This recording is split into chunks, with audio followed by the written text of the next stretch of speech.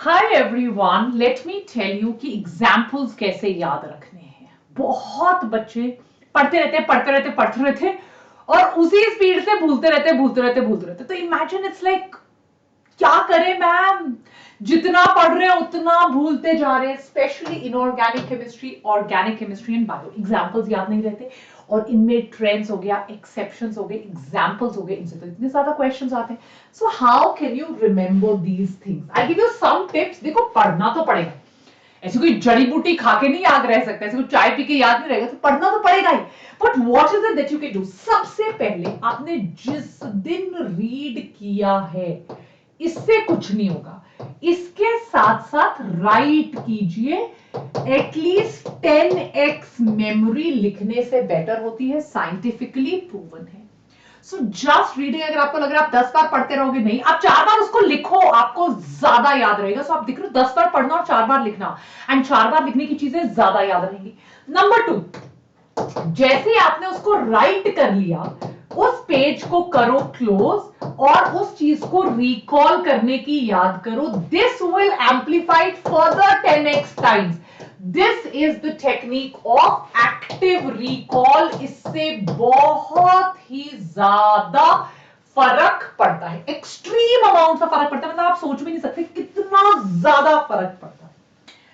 अब जो भी आप लिख रहे हो, इसके जो नोट्स बना रहे हो, इनको बहुत ज्यादा कलरफुल बनाओ, इनके ऊपर स्टिकी नोट्स चिपकाओ, इनमें डायग्राम्स बनाओ, इनमें शॉर्ट फॉर्म्स लिखो, इनमें निमोनिक्स लिखो, ताकि आपको कलरफुल चीजें याद रखना is again so much more better, right? This also will further 10x your thing. मतलब आप अगर रेगुलर सोचो, मैं पढ़ता ही जाऊं, मुझे चीजें याद रहेंगी, नहीं रहेंगी, आपको ये सारी एक्स्ट्रा चीजें करनी पड़ेंगी, तब जाकर आपको चीजें याद रहेंगी। नंबर 4, जिस दिन आपने रीड, राइट और नोट्स बनाया है, इसकी जो रिवीजन साइकिल है, इसको बहुत ज्यादा फास्ट करो। मतलब शुरू में तो एवरी थर्ड और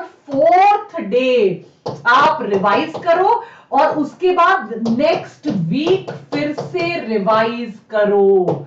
इज दैट क्लियर? बहुत इंपॉर्टेंट है। और हमेशा आपका जो रिवीजन है, जो नोट्स है, वो टॉपिक वाइज होने चाहिए, ताकि आपको एक सेंस ऑफ कंप्लीशन आता रहे कि मैंने इन चीजों को कंप्लीट कर लिया है। आपके रिवीजन के बाद या नोट्स बन गए, पढ़ लिया, a lot of MCQs, like a lot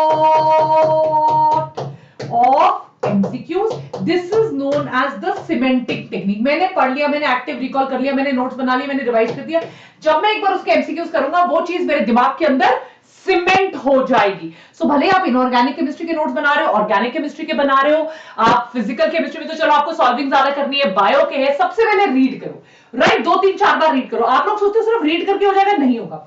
so you have to write things down side by side, right? बार बार 3 4 बार लिखोगे, बहुत ज्यादा अच्छे से याद होगा, राइट? बुक को करो क्लोज, लिख लिया है, एक्टिव रिकॉल करो, नोट्स बनाओ, नोट्स को कलरफुल बनाओ, स्टिकी नोट्स चिपकाओ, हाईलाइट करो चीजों को, निमोनिक्स बनाओ, शॉर्ट फॉर्म्स लिखो, शॉर्टकट्स लिखो, डायग्राम्स बनाओ, रिवीजन साइकिल जल्दी जल्दी करो। 15 दिन बाद रिवाइज करोगे, कुछ भी याद नहीं रहेगा, मान लो मेरी बात, कुछ भी याद नहीं रहेगा।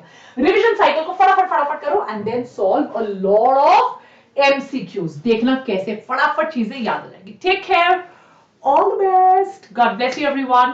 Instagram, don't forget, I'm always there answering all your queries, all your problems. Telegram, and don't forget to like, share, subscribe. Bye guys.